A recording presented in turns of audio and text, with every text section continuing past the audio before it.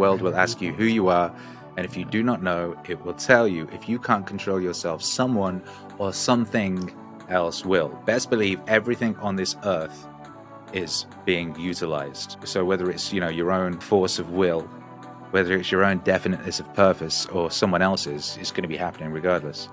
You are a vessel. You are a vehicle. You can drive it, or you can let the fucking AI drive it for you.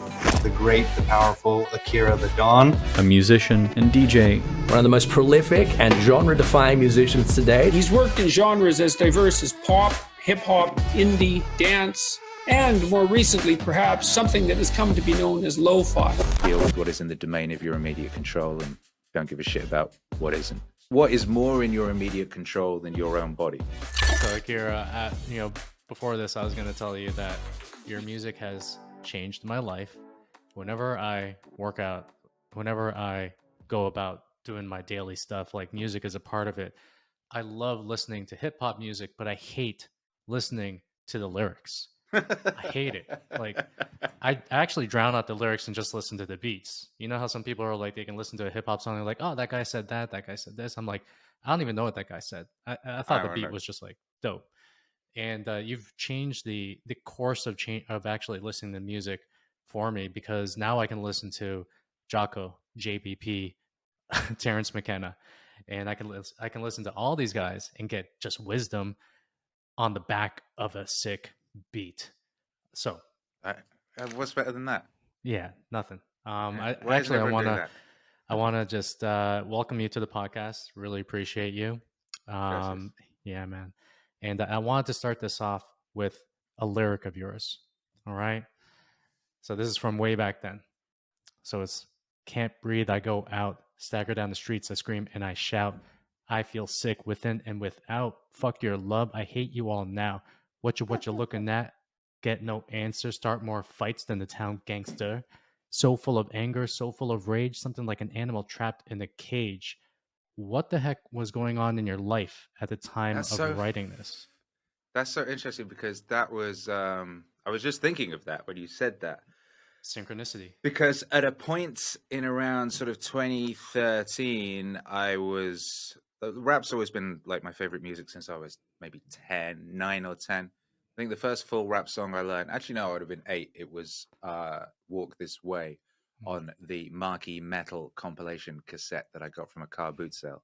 But when I was like 10, I got really into Ice Cube, the Death Certificate album, which was radical to me because it was this kind of sort of radical journalism. It was like Hunter S. Thompson or something. It was telling me about this part of the world that I knew nothing about, this experience that I knew nothing about, that the news didn't talk about or what have you. It was a radical kind of musical journalism, that album. There was so much about it I loved. And so I always loved rap. I felt rap was the ultimate musical art form because it could incorporate anything into itself, and it could talk about anything, can describe anything within the human situation, the human condition, the human story. Of course, what's happens with lots of things, is things sort of calcify in a certain direction due to various factors, which we could go on about all day. And you end up having a very small aspect of the experience contained within most of what people hear. So around 2013, I started looking out and I started listening to a lot of K-pop because I didn't understand what they were talking about, but I loved the production. And that was my cover version of a K-pop song called Crooked by G-Dragon, which I translated into English. Well, I found some English translations of it and then translated it into sort of rhythmic and rhyming English.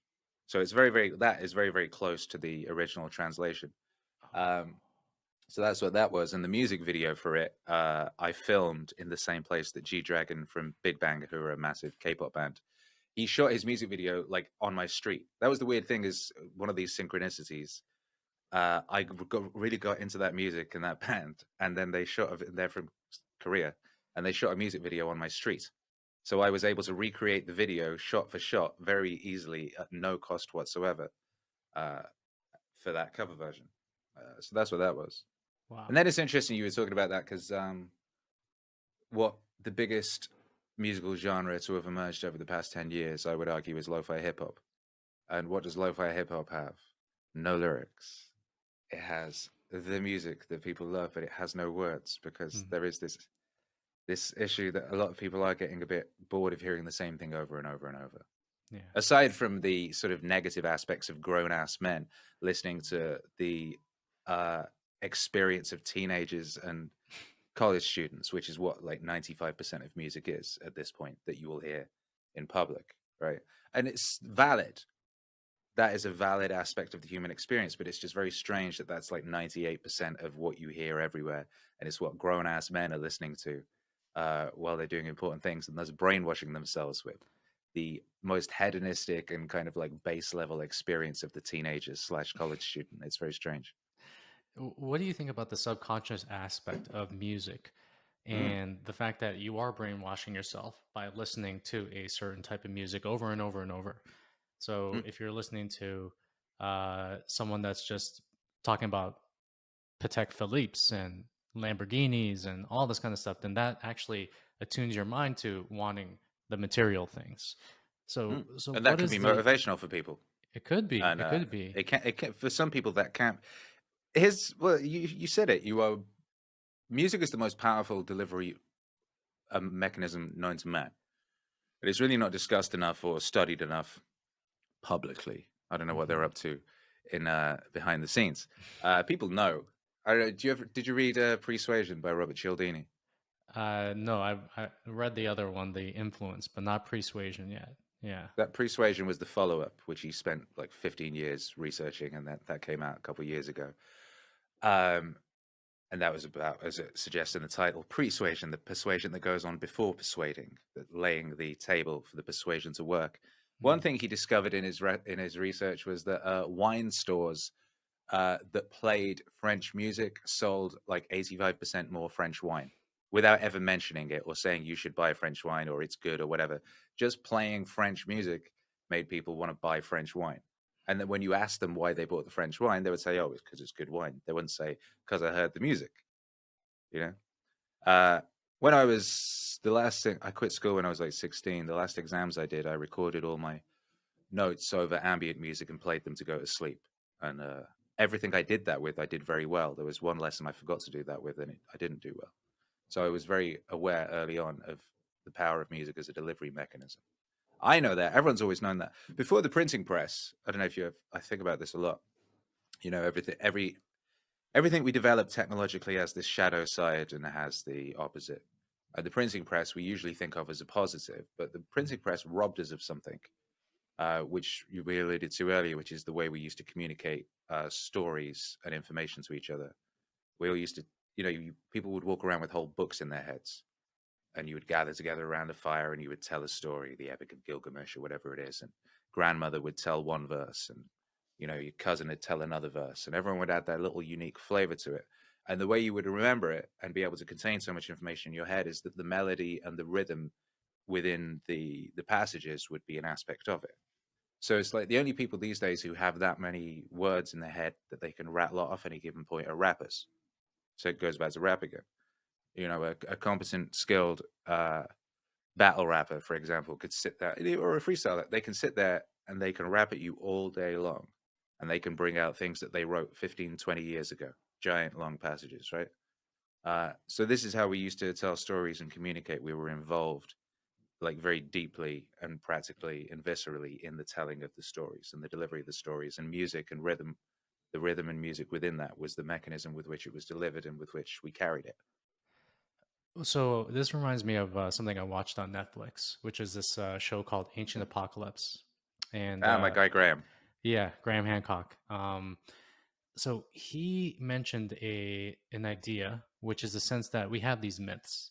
So we have the myths of Christianity, we have the myths of Noah's Ark, we have the myths. All these myths actually were stories that came from personal experiences, and then they turned into myths because over time people just forgot them, and then they just turned into stories over the course of time.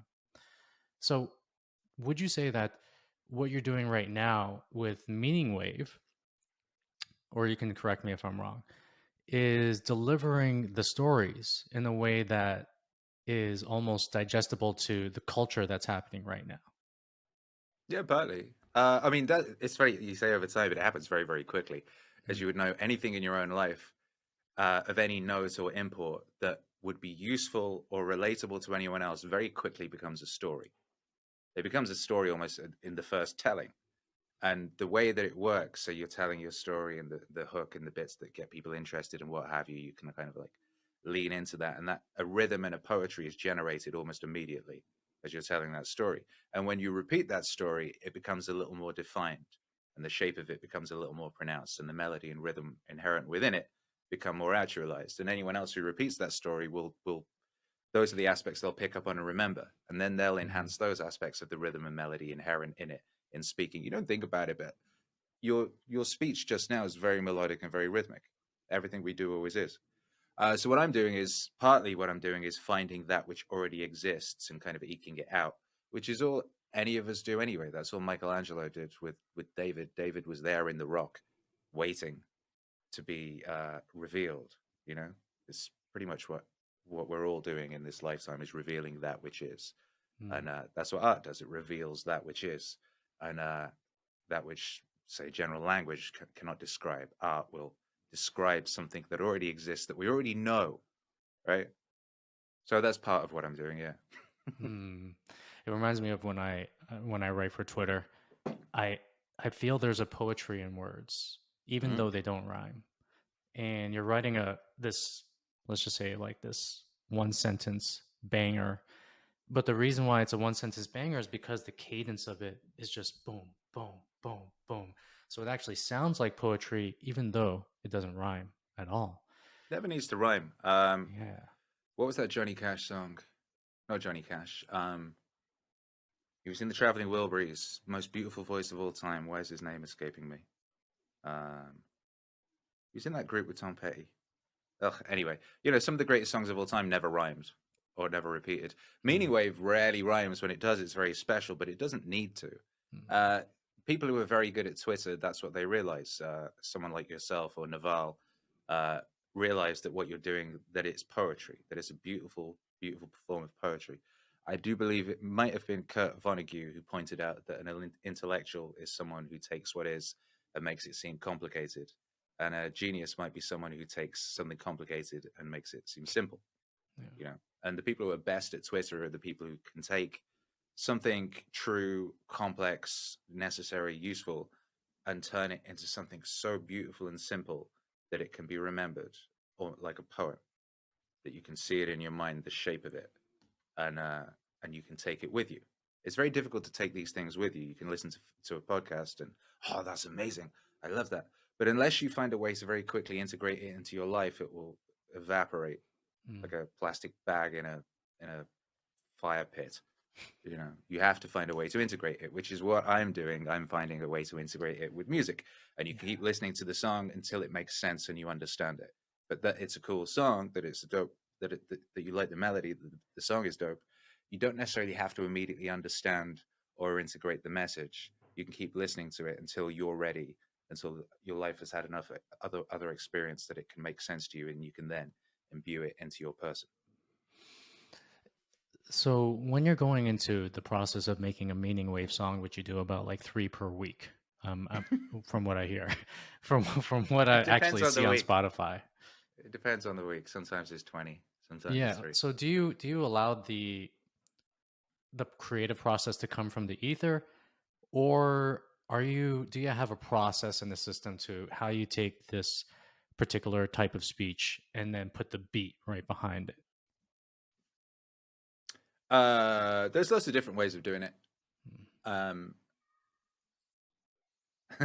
Sometimes it's a case of you're listening to the words and you instantly hear like the melody that surrounds it and the rhythm and all of that, and it's a case of making that real, so revealing the David that's in the rock. Sometimes I'll have some music and I'll very serendipitously happen upon a piece of speech that perfectly fits it. If I'm doing something like turning the Enchiridion or Meditations by Marcus Aurelius into a song, I will literally read it and immediately the inherent melody and rhythm of the word will become apparent, and I'll very quickly nail that down in a voice memo or something, because that very, very first flash is the truth. And anything that comes afterwards is a shadow of that truth, and you're chasing that truth. So it's very important. I find, to nail down that truth as quickly as possible. And what I've discovered is, in doing this for now 5 years at this just ridiculous level, which was a deliberate choice because I've wanted to. You hear about people being in the zone, and I made that great record when I was in the zone, and I never quite could get back to that place. So I was like, all right, let me get to that place and never leave, you know? And then the deeper and deeper one goes into that place, the more you're able to do that, the more you're able to take that which is in potential and make it real very quickly before that magic is lost. I think of it like idea space, or the realm of the muses, or inspiration, or whatever people call it, is a place and you can go to, and the magic stuff is there. And if you keep going there, it's not like you wait for a muse to come to you. What kind of a muse is going to go, wait, like, you know what I mean? Yeah, that lazy motherfucker is lying down there waiting for me. I'm going to go at him and give him the good shit. Like, that's not how it's going to work, right? You'd see, if you're in the kingdom of the muses and you're like Queen Muse, and you see some motherfucker keeps coming in every day, turning up every day, bang, bang, just like getting whatever they can. You can go, okay, I'm going to crack open the good shit for this motherfucker. And you're going to, like, you know, you're going to open up the chest of glory one of these days because that person keeps showing up and they have earned it. So I think of it something like that. Yeah, if you're going to find the mate of your life, you're not going to do it by sitting down and hoping that she's going to like come over to you and be like, hey, I've been noticing you the entire time. And this reminds me of something that I've realized is when I see an artist stop creating, especially if they have like one run of just bangers, that to me is a warning sign. It's a big warning sign, because then they just have to go back and then try to find that ether again, right? And they often can't. They usually can't. You can't find that magic. You can only find the magic by actually showing up every day and just like banging on the door every single freaking day. It reminded me like when I was doing, like, you know, use Twitter as an example, put out one tweet, banged. I was like, holy crap, this could work. And I was like, okay, cool. Once the followers started going and whatever it is, I was like, okay, well, I'm just going to keep on showing up every day and just keep on creating, even through the mundanity of it, right? And I think that's like the true mark of an artist, where they just show up every day, they hit the target, and then sometimes lightning strikes, and sometimes it's just like coming out and just showing up in the entire time. And that's where creativity comes from. Yeah, you create it. You create creativity. Yes. Creativity isn't something that's bestowed upon you because you're some genius that deserves it. There may be the occasional flash of that, but it's a thing that you can take. You can go out there and get it. You just have to do it. And, you know, the more shots at bat, the more likely. But it's really a big thing to do with, like, is that zone inhabitation thing, and then chaining power moves, like one of those old arcade games where you get in there, boom, boom, boom, and then you keep flowing like that, and it gets more and more intense and more epic. There is a way to live your whole life, so that's your whole life. So your whole life is like this epic sort of chain of, you know, in those Sonic racing games where he picks up the golden power up and he goes sort of Dragon Ball Z, and he just goes mad fast, and like where he's always going in the right direction and he can't fall off the side of the thing and all that. It becomes like that. You use synchronicities as signposts. You don't overthink or even double think or even really think. You use everything that you have, all your powers. You use your intuition. You will use all these things, and you keep fucking moving with the definiteness of purpose and you know, an uncompromised truth of being in alignment with what you really are. And that's what life is. That's what you do. And that's possible for everybody. It's not, I'm not saying it's necessarily the easiest thing in the world to begin, but once you begin, it's easier than not doing it, because the repercussions of not doing it are so obvious, so obviously awful.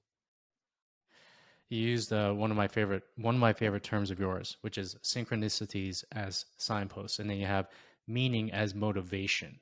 So when you look at synchronicities, what types of synchronicities are you keeping an eye out for? Because I'm pretty sure it doesn't just have to do with results. It has to do with things that happen, like maybe me saying the lyrics of a song that you came out with like 8 years ago, and then you were thinking about that song you were thinking about that song beforehand. So what kind of synchronicities are you looking out for when you're in the process of doing this? It's the more you see, the more there are, and then everything becomes synchronicity. To a degree, it becomes ridiculous. But like, for example, I'll start working on a project. Say, who was it? I don't know. I'll start working on something. I'll hear something. I'll sample it, and then I'll open my Instagram to post my scheduled thing. And the top of the Instagram will be a picture of that person, and I'm not even following them, or something like that. Or I'll think of somebody, and then they'll phone me. Or I'll be working on some artwork, and then I'll see it graffitied on a wall outside, or whatever it is, like those sorts of things. And they're everywhere if you choose to pay attention. And the more you see, the more you notice them, the more you will see. But also, as I've said, the closer one is to one's path, the more of them you will see. Malcolm X used to say when he noticed synchronicities, he was walking with Allah. Grant Morrison would say that the first step to becoming a chaos magician is to notice synchronicities. And then you'll start harnessing that power, and you'll start being in tune with that aspect of reality, which makes you able to create on that level. Everyone's talked about them. Carl Jung talked about synchronicities a lot, as being sort of signs from messages from God. And like with anything, like say the foundational gratitude aspect, right? The more grateful you are, then the more you have, and all that sort of thing. It's that anything that you pay attention to will propagate, whether it's positive or negative, or seemingly magical or seemingly pedestrian. And what does meaning as motivation sound like to you, and how did you learn that in the first place? Well, that's something I've always had. I didn't necessarily have the words to describe it, so I was able to get through things that other people wouldn't have been able to get through. And people were always quite surprised at how I managed to be so resilient and get through so many things. I'd see over the years you'd bump into a family member or an old friend, and they'd be somewhat surprised that you weren't dead. It's like, how do you keep going through all these things? And I always had meaning. I always had this very specific thing and reason for being. And if you have meaning in your life, you don't need motivation. You don't need energy drinks. You don't need anything. If you have that, and you know what it is, and the deeper into it you go, and the more aware of you are of it, and then the less motivation you need. And it's very, very easy to just keep going, no matter what things throw at you, no matter what hardships, pain, struggles, financial problems, obstacles, people punching you in the face every single day, whatever it is. You don't need motivation if you have meaning. Meaning is all you need. Meaning is more sustaining for a human being than water, it seems. Let's just say someone's listening to this right now, and they're trying to find meaning in their life. They feel like their life is devoid of meaning. What would you say to that person in order to help them find whatever it is, whatever juice that they need in order to do the thing that they need to do?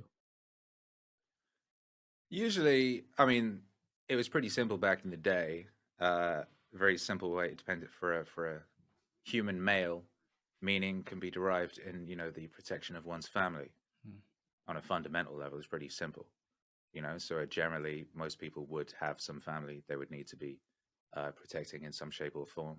You're a brother, you're a father, you're a son, whatever it is. Very quickly, as soon as you're almost sort of cognizant, you're aware of that, and you're aware of that responsibility, and that's what you're doing, and that's your meaning. So there wasn't much time for people to not even to think about such things.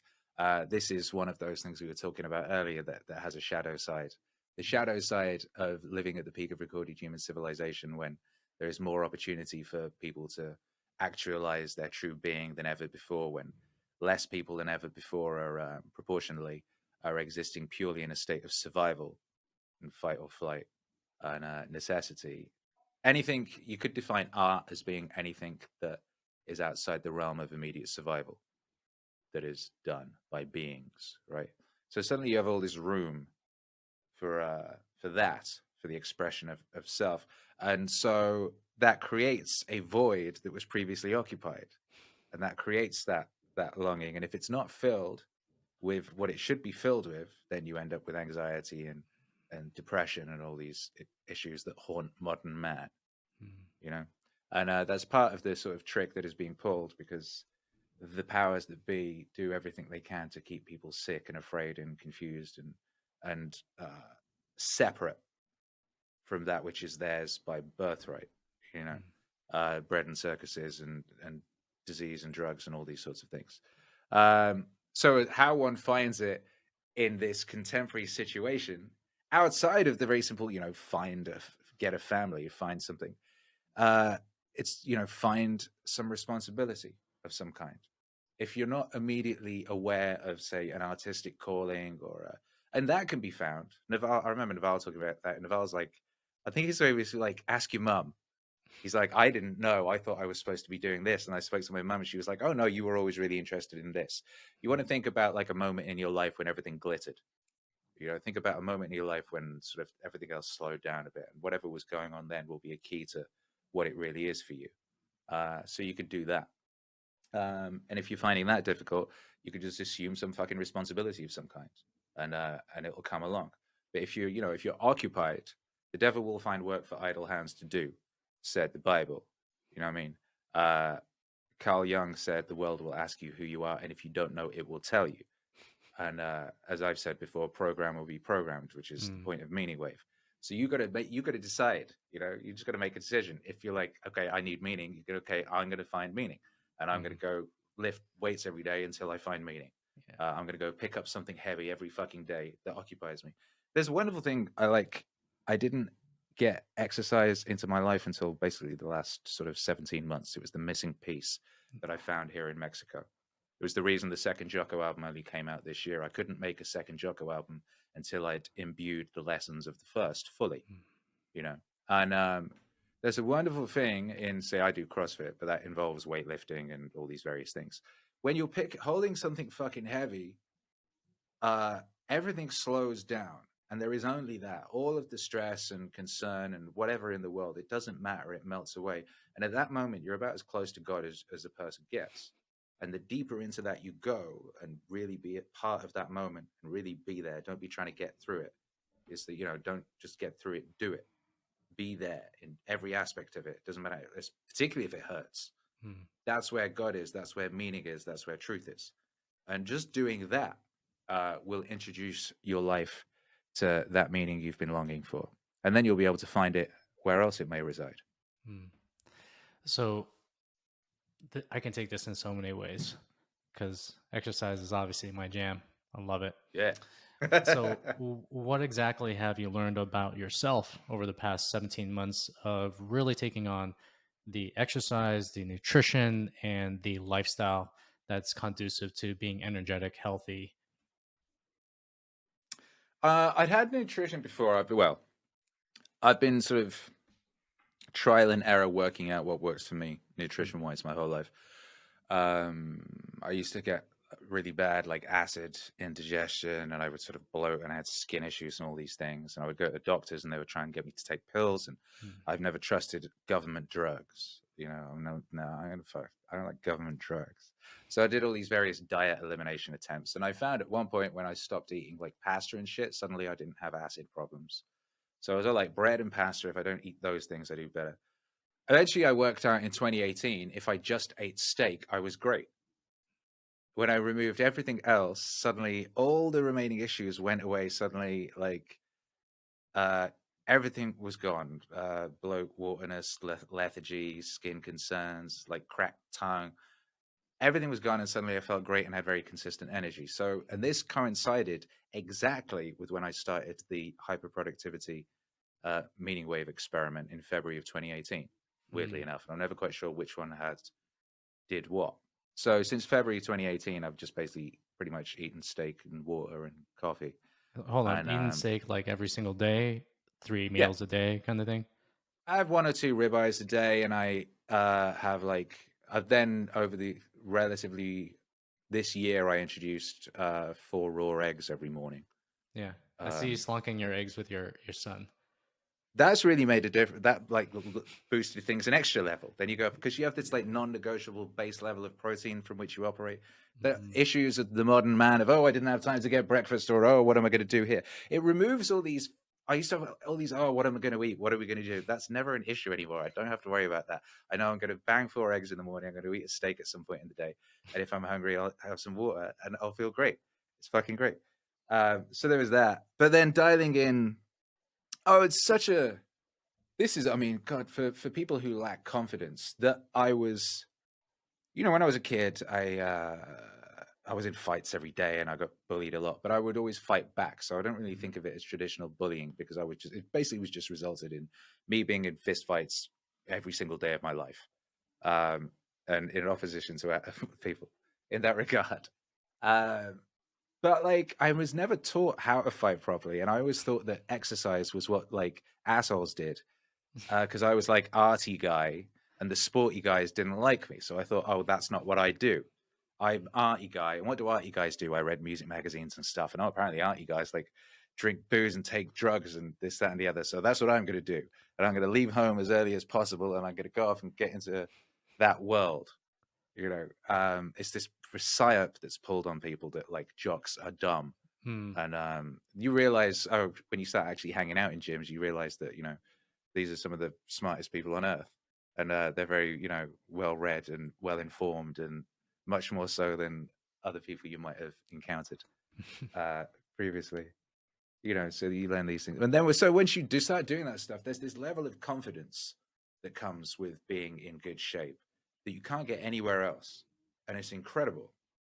That and there's obviously, I mean, you know all this, the connection between mind and body, once your body starts becoming you know, closer to what it should be, it has this massive effect on your mind. So if your mind has been doing well regardless, it always sort of upsets me to see sort of out of shape intellectuals, which is this weird dichotomy. It's like, well, you can't be that fucking smart, can you? No.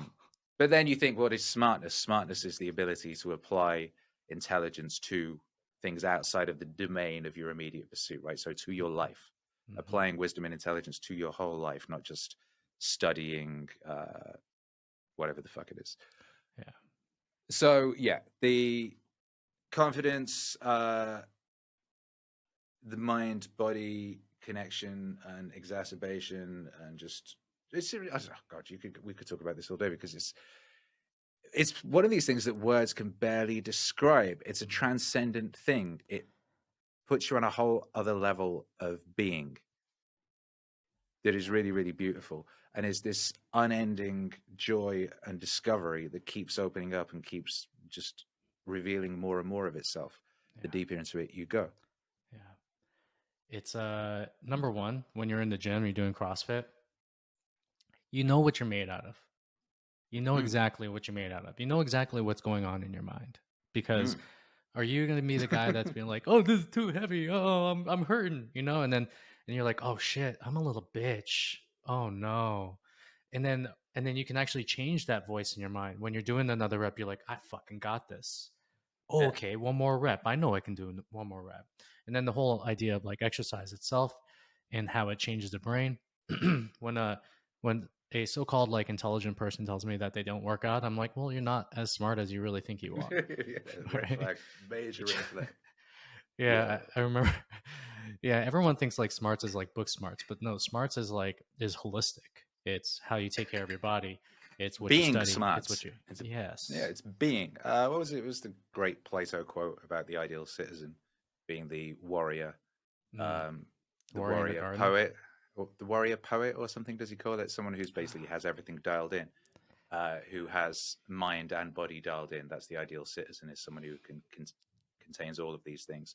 And that person is the ultimate threat to the state, which explains a lot of how things are organized and structured and explained to people. Because, imagine a nation of people as you know, mentally and physically dialed in as they could possibly be. Imagine that's the fucking citizenry. You could not fuck with that kind of citizenry. It's impossible.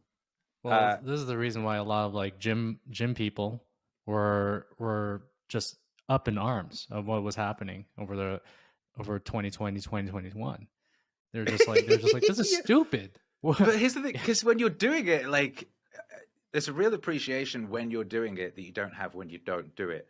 of what goes into it, and the sacrifice and the work and what's really going on for a person to look a certain way. It's not like, oh yeah, they're just lucky or whatever. Like, no, these motherfuckers work hard. And it's like, how fucking dare you tell me what's healthy and what isn't, you disgusting fucking cretinous creature. How dare you? Like, it's hilarious that these fuckers think they can get away with this sort of thing. Yeah. And they only can because it's just disproportionate how many people are sick in our world today who are poisoned by carbohydrates and sloth, which used to be a sin. I seem to recall at some point sloth was considered sin as opposed to a career. Now it's a weapon. A weapon in a career, yeah. Yeah. But it doesn't matter, because that's the other thing you find is it really helps cement certain stoic considerations and ideas. The whole, deal with what is in the domain of your immediate control and don't give a shit about what isn't. Yeah. You know what I mean? And what is more in your immediate control than your own body? And if you can get that, I mean, it seems ridiculous to even consider other things before getting that most fundamental thing, the thing that carries you around, the thing with which you navigate this experience. Surely that should be working about as well as you could get it working before you even consider anything else. It's amazing. Well, it gives you the ability to understand what's in your control. That is like the very first thing it does. And then your choices of what you can do with what is in your control. And that gives you ultimate power. And if people don't have power over their own bodies, that to me is weakness. And that's by definition. It's you're giving yourself up to everyone else who wants to do whatever they want with your body, right? Exactly. If you can't even control yourself, like what are you going to do? You can't even control. Well, if you can't control yourself, someone else will. That goes back to what we were saying earlier. The world will ask you who you are, and if you do not know, it will tell you. If you can't control yourself, someone or something else will. Best believe everything on this earth is being utilized. So whether it's your own force of will, whether it's your own definiteness of purpose or someone else's, it's going to be happening regardless. You are a vessel. You are a vehicle. But you can drive it, or you can let the fucking AI drive it for you, and then see what happens. AI, man, ChatGPT is definitely out there as well. So it's going to be doing. Hey, but guess what? Guess what? If you're worried about ChatGPT taking your job, then you're a shit writer, and you don't have a unique voice. If you're an artist and you're worried about AI taking your job, then that means you're not a good and unique enough artist. If you're a good artist, a unique artist with your own distinct style, AI can't fucking do shit to you. It can only inspire you and be a tool for you to be greater. The same with the writing. If you're like, oh, AI, if AI can copy your tweets, then your tweets are shit. You know what I mean? Your tweets are pedestrian if AI can do what you do. You know what I mean? This is great. I think if this stuff is great, what this will do is force people to be better or fuck off. And we're already at this point where lots of people write and talk and draw and stuff the same because they're scared of sticking out, or they're not putting in the work that, Adam Kubert and people like that did. That was a comic thing. I don't even know if you're comic guys. No. The comics industry is real. Like, there are certain people in the comic industry who are really upset about AI art right now. But all the people who are upset about AI art are the people who are pedestrian and rubbish, and more concerned with like ideological issues than art anyway, as is always the case. You've got nothing to fear from this stuff if you are a unique individual broadcasting the most uncompromised version of yourself. Nothing can compete with you on being you, as Naval said. No one can compete with you at being you. So you have to go all in on being you, and that includes software. What is your process of reinvention? First of all, have you found people that have been starting to model what you do for the past 5 years? Because obviously what you do is extremely unique. It's extremely powerful. And then you find yourself as an artist continually having to push the next level, continually having to reinvent yourself little by little, bit by bit, putting out things that are a little bit different, that are actually calling to what is inside of you. So how are you doing that for yourself when it comes to Meaning Wave right now? Well, it's like everything in life. And this goes back to the zone thing. Something I observed when I was DJing was I would see brilliant DJs play very pedestrian sets over and over, because I was DJing in Hollywood like 5 nights a week. I'd play with other DJs. I'd open for DJs. DJs would open for me. I'd see people playing the same playlists over and over and over. Like really gifted individuals with excellent taste, playing brilliant songs, but the same brilliant songs in the same sequence. And there would never be the sort of transcendent moments that I would always have with my sets, which was my primary purpose, was to create a transcendent experience for everyone attending. Every time, even if there was only like fucking 10 people there, I would do something to create a situation where there was that transcendence. You can do it. It's possible. And this is the way you do that, is you have to have a percentage of what you're doing have the potential to collapse in utter chaos and disaster. So if you're playing a playlist of the same songs, they could be the best songs ever made, perfectly harmonically compatible, but you're just executing something that can never achieve the transcendence, the potential for disaster, and the awareness of the potential for disaster in you that is intuited by those around you. So you always have to have the, 1 foot in complete competence, to the point that you could like do it blindfold, but the other foot on over the edge of the cliff. So, you could at any point fall through and it could all go wrong. I observed that in DJing, and I found that to be true. And I found that to be true in everything. That's also how you partly how you stay in the zone, is you have to have that going on. So what I do practically with regards to music is every project I do, I introduce something new. So I introduce a new technology, a new plugin, a new process, something that I don't know how to do, that I have to learn on the job. So every time I make a new project, I'm learning a new instrument, synth, production technique, something. So every single thing I do, I learn something new. And that keeps me in that space of potential disaster, because if you're learning something new, you don't know how to do it yet, and you could fuck it up, and that's how you keep moving and evolving. And it's non-negotiable and unavoidable. And if you have that dialed in as a non-negotiable thing, you can only keep evolving. And if you do that in everything in life, it's a bit like, slightly increasing the weights all the time. You will get stronger. Yeah. It's like you're towing the line between like the 80% subconscious and the 20% conscious, because you have to consciously risk, right? You have to think about what you're doing. That's a big part of what it is. Yeah. The deeper into life you go, the more of your life is run by the subconscious. This is why people think time is speeding up. If you drive the same route to work every day, your brain starts fast forwarding through it. It already knows how to do that. You're just, So you have to keep sort of shaking up your habits. The deeper into life you go, the more of your life becomes habit. The more of it is, which is, done by the subconscious, is one way of thinking about that. So you have to keep shaking those things up. I do like monthly habit audit. To make sure that my habits are still serving me. If I find one that is, there's always a new one will have crept in, and it's always usually not serving me. So then you swap that for something that is, you reverse engineer your aims, and then you build habits that will carry you to those aims. That's one way you can think about how to do life, right? Or how to get to what you want, or what have you.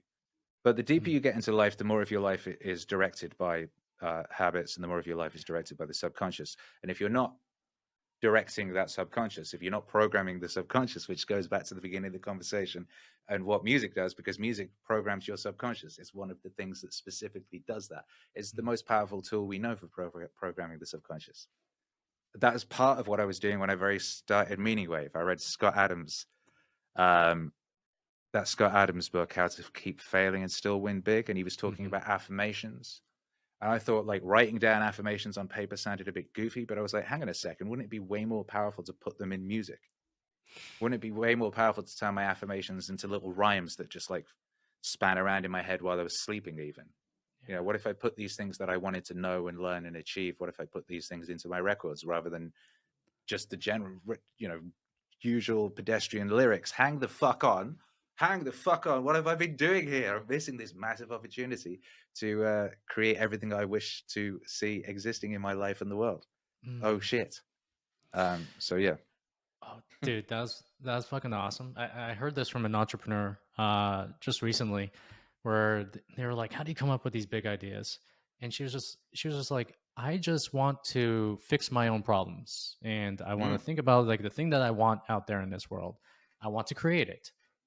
Probably she was talking about like periods and stuff, but in your case, in my case, that's the reason why Meaning Wave just like bangs, because I want to listen to Jocko and David Goggins telling me about taking souls, right? I want to listen to that. when throughout the whole 5 years of doing Meaning Wave, and we actually had this conversation on Instagram, where he said that when you were doing the song about Jordan B. Peterson and about alcohol, that was one of the key moments where you decided, I'm done. I'm not going to drink alcohol anymore. Yeah.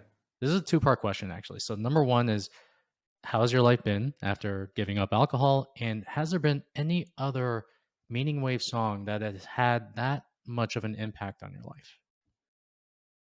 Yeah, well, yeah, two-part question. So as you were basically just saying, every record I make, it's because I need to know that thing. I need to imbue that thing. I think of it like Neo in The Matrix with his "Now I know Kung Fu," right? I know Kung Fu. So I need to know something, I make it into a record. And then in the process of making the record, I listen to it 1,000 times, and in the process of, and then it's with me and it's in me and it haunts me forever, and there's no escaping it. And in every record I make, there'll be one song in which there's a bit of resistance. And in the case of that JBP Wave Genesis record, it was that drinking song one. And at that point, I'm DJing in Hollywood like 4 or 5 nights a week. If you're DJing in Hollywood, you're a functional alcoholic of some kind. Everyone drinks. The bar staff drink. Everyone drinks. The patrons drink. Miley Cyrus comes in. She wants to pour shots down your neck. The Weeknd comes in. He's like blowing a spliff in your face, whatever the fuck it is. That's the culture. You know, and I realized that there was a part of me that was resisting the message of that song. And the message of that song was that the core message, which I found to be true, is that alcohol is a substitute for adventure. And I realized that all my life, the thing I'd loved about booze was it was a shortcut to adventure.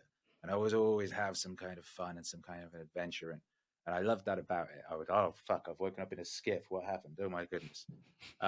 You know, but if you have an adventure, which is another way of thinking about meaning, then you don't need alcohol. And alcohol is only going to get in the way of your true adventure, which it was. It was like, I'm here aiming at being hyper productive, and I'm really hungover every day.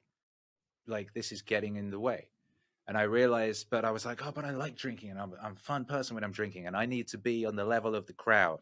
I need to be like on the vibe they're at, da-da-da-da-da.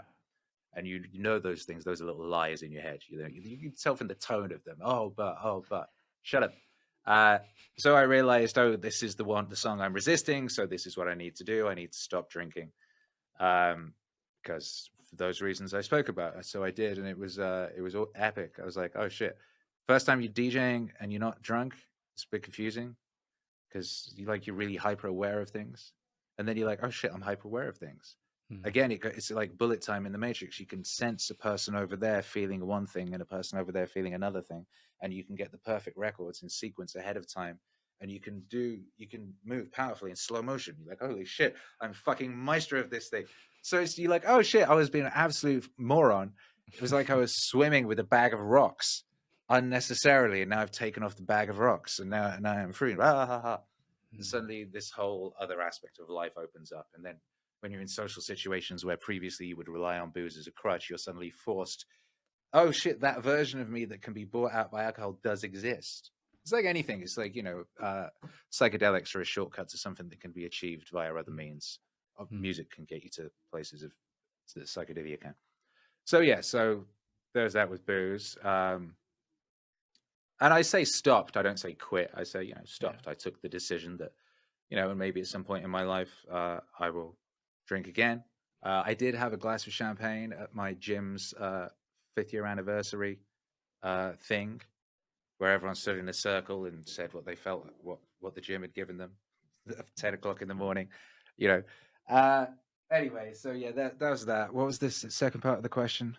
So is there a Meaning Wave song that has yeah. What was all of them, but I do remember one that made quite a difference and it was the same thing. It's like, this is what I'm resisting. There's something here I'm resisting, was on the Naval record, where he was, I think it was the last song on the album, and it was where he was talking about a busy calendar and a busy mind will destroy your ability to do great things in this world. And at that point, I was streaming twice a day, every day, and I had been doing so non-negotiably for over a year. When Tom Hanks' disease kicked in and they shut down all the clubs, I just started DJing online every day, you know. But I found that, I was DJing at 7 in the morning and 7 in the evening for like combined 6 to 8 hours a day. And lots of people were sort of saying, and my wife was pointing out, like, how are you going to get the other things you want to get done while doing this? And I was like, no, this is the thing I said I'm going to do. And it had become this almost pride thing that I'm doing this. But that record, and I'm listening to the masters of that album, and I was running at the time, for whatever reason, up a hill. And I was like, oh yeah, he's right. He's right. I'm going to have to stop doing this thing because he's right. And I pushed that back and kind of was doing the whole, oh, not me though. That's Naval. That's not me. That's true. So I stopped streaming twice a day, and that freed me up to, basically I kind of leveled up quite significantly in the music I made directly after that. It was like I'd been sort of going like this, and then doing that allowed me to expand hugely. Man, you're but every challenging record me. I do. Damn. What's like, that? You're challenging me now. I'm like, what am I resisting at this very moment? You know, there are certain things in my life where I'm like, oh no, it's not that. You know, I have to be there. I have to do that. And then you go through that thing in your mind, and you're just like, oh no. That's actually the you thing were talking about this earlier. Doing. Yeah, this is one of the great things you learn from going to the gym. Is you get to recognize what Rogan calls the inner bitch voice. You start to really recognize that voice, because that's the voice that's always saying, oh, you don't need to do all those reps. Like, you don't have to do the 12, just do 12. No one's going to know. Just do, you know what I mean? You don't have to do this. You don't have to push the weight up today. Just stay at 60. You don't have to da-da-da. I had this literally yesterday. I'd got up to 225 on my back squat, and it was on 1 last week. And then yesterday we were doing reps of 5. So it was like, oh, well, that's 5. So I couldn't do that. So I'll just stick it 70. And I was like, no, I'm going to go to 80. And then I heard the bitch voice go, that's enough. And I was like, okay, I have to go higher. So then I went up to 90 and did 5 on 90. Previously, the week before, I'd only done 1 on 90 on each side, 225. You hear the bitch voice, you instantly go, oh, that's the bitch voice. So that's the one I have to do the opposite of what that says. It's a bit like in the contemporary world, if a politician starts talking about a fair and free election, they stole it. If a health minister starts talking about something being bad for you, it's going to be good. It's just like there are certain things. The devil speaks in inversion. Yeah. You know what I mean? And when you start to recognize the voice of the devil, then it makes navigating this existence pretty easy, because you know what to do, because they're telling you. They can't help but tell the truth in inversion. And that little devil in you that wants you to be weak and pathetic, that's an aspect that's just an extension of what those things represent. Once you recognize that voice, you know exactly what to do, and it's brilliant. Fuck. Okay, cool. So when you hear that thing going, oh, you're fine, that's the thing you need to fix. That's the thing you need to lean into. Fucking love that. All right. Now, we mentioned this earlier, where you have your wife, you have your son. So he's slonking raw eggs with your son. I think that was one of the best videos I ever watched, because he was just like, oh, that wasn't that bad. That was kind of cool. So what exactly has family life taught you, and how are you preparing your son for his life ahead? Because he seems like he's turning into his teens, close to that. He's 9. He's 9. Okay. Yeah. So he's a little bit I away, suppose but yeah. He's an epic little being. He's an epic little being. What a life he has led. He's lived all over the world. He lived in Wales, and he lived in Los Angeles, and he lived in Texas, and now he lives in Mexico. And he still has all the friends he's made along the way, and they all play together in Roblox and Minecraft and stuff, because he lives in the future. Yeah. And everything he imagines he can create, and he just takes that for granted. He just assumes that that's the way the world operates, that which he can imagine he can create, whether it's music or art or a game or a world. that him and his friends can all play together in these worlds that they can create. That's what he takes for granted. So I'm very excited to see what him and his little homies do in the world, because we've been working in this framework. You and I, for example, we remember a time before the internet with that weird generation.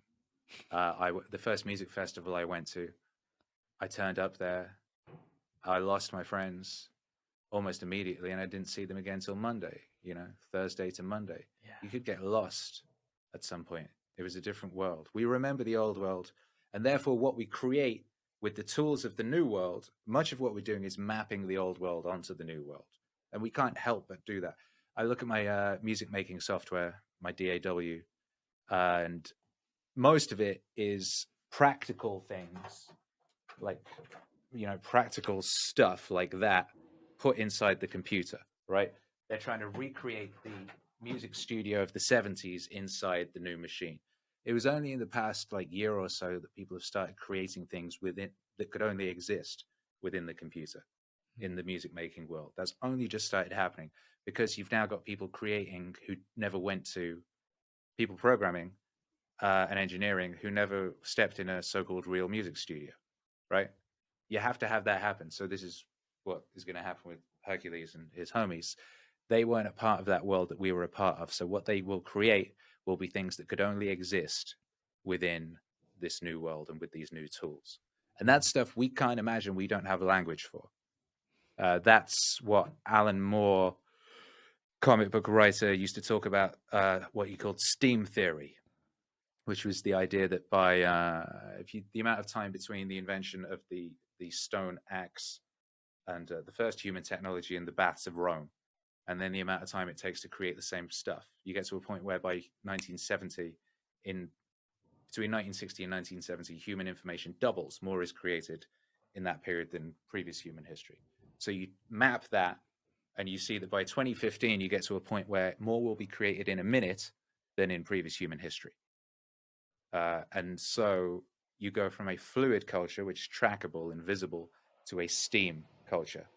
And in steam time, someone could create an app or something in 5 minutes that changes the world forever tomorrow morning, Something could drop on the App Store in 5 minutes that fucking changes everything. We have no idea. And that's where we are. And that's what my son and his homies are going to be doing. And that's one of many reasons why doomerism seems so silly to me. Because as always, people will focus on the shadow, and they'll focus on the enslavement aspects of that which was created. But the tools for your ultimate liberation are always to be found in that which was created to enslave you. And that's always been the way. It is the difference between being in the Matrix and seeing the Matrix, right? It's when people go all doomerism, they're really focused on the enslavement. They're focused on the evil. They're focused on the people who are doing it to them. When the reality is like, if you use the Matrix to your advantage, then what happens as a result of that is that you start to dodge bullets. You start to create matter out of nothing. Yes, you can fly. Bitch, you can fly. You could jump off a building. Like that's, I think I heard Elon talking about why he likes the simulation as a kind of metaphor, and he's like, yeah, because if it's simulation, that means I can crack it. That means I can crack the code. I can bend it. I can tear it. I can tear a hole in the structure of it. Yeah, I can smash the firmament. Let's stay in this video game mentality a little bit. What do you feel are kind of like the cheat codes to this Matrix right now? I think you've probably tweeted them all. Yeah. Or at least a lot of them. I think you've probably arranged many of them in lists. Yes. In nice, easily digestible, aesthetically pleasing lists that then turn into nice little slideshows on Instagram that my wife will send me. And so yeah. Cheat codes. What are cheat codes? My goodness. What's Akira's cheat code? Steak water, and eggs. Meaning. Steak, water, meaning. It's really easy, right? That's what's funny about it. Is like, that's why I say Meditations by Marcus Aurelius is so relevant 2,000 years later. Because it contains fundamental, common sense, basic things that we've always known that for some reason we keep forgetting. We just have to keep reminding ourselves of the basic shit. Drink water, get enough sleep, be grateful for what you have. Yeah. You know what I mean? Love your homies. You know what I mean? Just real basic shit. Like, do not drink poison. You know, do not listen to liars. Trust your intuition.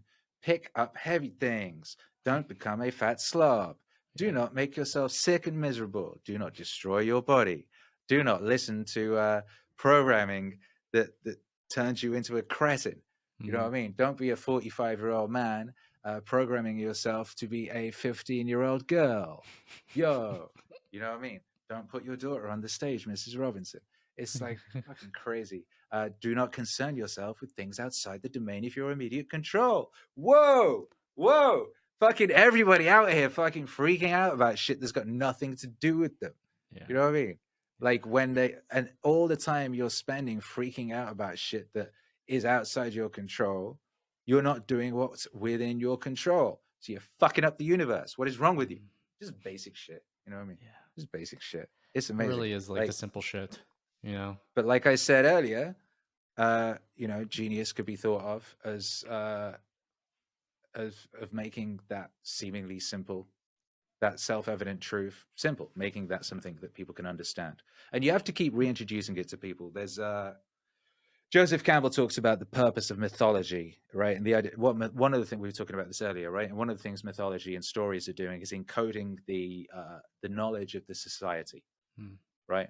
So Pinocchio has got like most of what a kid actually needs to know to navigate this experience in it, all encoded in that one little story. Very, very dense. All this stuff, repercussions, you know, what the consequences, this, that, and the other. That's why the new Disney version is so pernicious, because it removes consequence. Anyway, fuck that. Never mind that, because that won't last. No one's going to remember the second the Disney Pinocchio. Like, probably no one remembers it now. It came out like a month ago.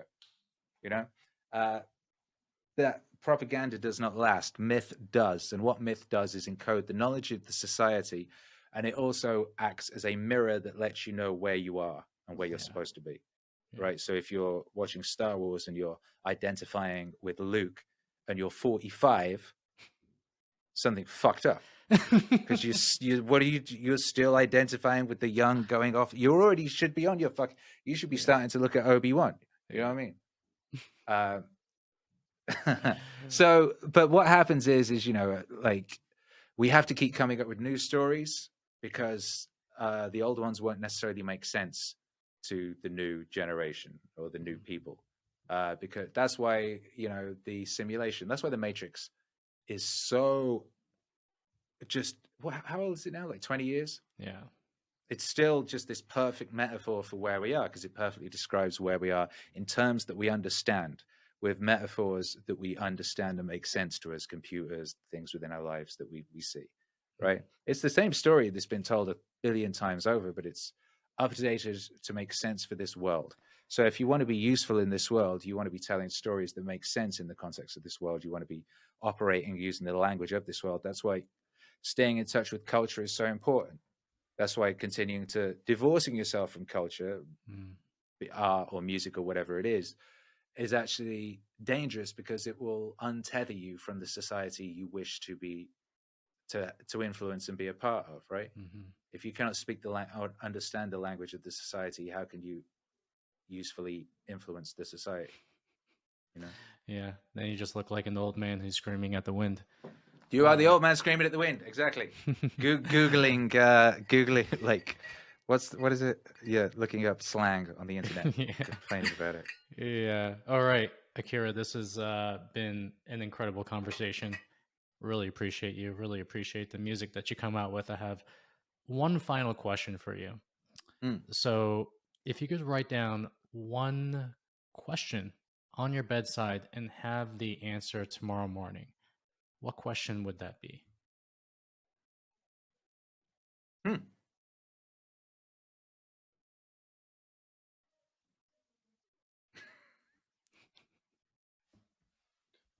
Here's the thing. I like the questions better than I like the answers.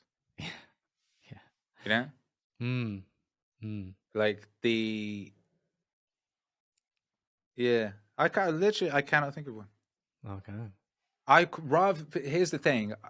I think that's the wrong way, like the worst way of discovering, because you need to find out by doing, right? What's the point in just having it handed to you? You probably forget it. You know what I mean? The biggest, most profound question, you just write it down, and then you have it in the morning on a Post-it note, and you didn't actually go out there and find out for yourself by doing it. That's why we're here. That's what we're doing. Yeah. That's what all of this is, right? That's what we are on this world doing, is actively participating in the answering of the question. We are the answer to the question, and our lives are the answer to the question. So if I was to wake up tomorrow with the answer to the question, that would mean my life was over. And that would be okay, because it was a wonderful life. You know, I got to make songs and climb castle walls and fall off them. You know what I mean? I got to talk to Dan Founder on the internet. You know what I mean? Through the magic of contemporary shit that my grandparents had. You know, my granddad was in a concentration camp. He didn't know that his grandson would be talking to Dan Founder on a computer. You know what I mean? About matters of philosophy, rather than the immediate concern of the Russians sticking him in a fucking truck and taking him away from his parents forever. It's fucking crazy. So here we are answering questions every day. And you know, Jack Kirby, one of the nicest things I remember hearing him saying is, if this was all over tomorrow, I would say, well, the questions were terrific. You know, beautiful. He was talking about, he's a man with a lot of questions, and all his art is doing is asking these questions. It's asking the big questions: who are we? You know, who are our gods? Who are our evil gods? What are we made of? What is the form of our existence in? What is the truth of our existence in the form of myth and legend? That's all his whole life. He was asking questions, and the art. He's the guy who created the Marvel and most of the DC universe. He created Galactus and the Silver Surfer and all these things. He worked very, very hard every day of his life. He fought in the Second World War. He was as of anyone I've ever witnessed. Prince was one, but Jack Kirby was a conduit to that thing we were talking about earlier, that space, God, idea space, whatever you want to call it. Because he worked fucking hard. He just showed up every day, and he did it, and he did it, and he kept asking questions. Showed up, asked questions, showed up, asked questions, and answered them for himself in the form of the work. And that's a beautiful thing, and a life well lived. And questions that's have been one terrific. of the most. That's one of the most beautiful ways to end off this conversation that we just had. The questions have been terrific. So, Akira, where can people find you, and where can people engage with Meaning Wave? Well, hopefully wherever they happen to be. That's the aim. It's no point sticking your lemonade stand at the top of Everest and expecting people to come find you, right? So wherever you might be, we try to be. If you're a Spotify person, we're on Spotify. If you're a YouTube person, we're on YouTube. If you're a Twittery person, we're on Twitter. Wherever you like Discords, whatever it is, write Meaning Wave into one of those typing forms. Write Meaning Wave, write Akira the Don. You might find something that will change your life. Yeah. Yeah. If you listen to this and you work out, listen to it while you work out. It's one of the best types of ways to just fill your mind with something. That is the cheat code. Listen to Meaning Wave when you work out. Meaning Wave is the cheat code. Yeah. Do they pump this at the CrossFit gym by any chance? Yeah. Awesome. Yeah, which is a beautiful thing. That was like one of the most gratifying things, like having your record on the radio or having your record in a movie or whatever. It was way more beautiful feeling to walk into the gym and they were playing Every Second Counts the first time that happened. Or because that was really cool, because it's like, it wasn't because I was there, it was because that's just what they were doing. It's wonderful when you're there. There's a couple of the instructors that really like it, and that's very gratifying, because I really respect those people. Yeah, I feel like you're changing the music industry at this very moment with Meaning Wave, and it's just the beginning of amazing things. So, my man, thank you so much for jumping on the podcast and having this amazing conversation with me. And thank you for everything you're doing, you bad motherfucker. I appreciate it. All right. Catch you guys on the next one.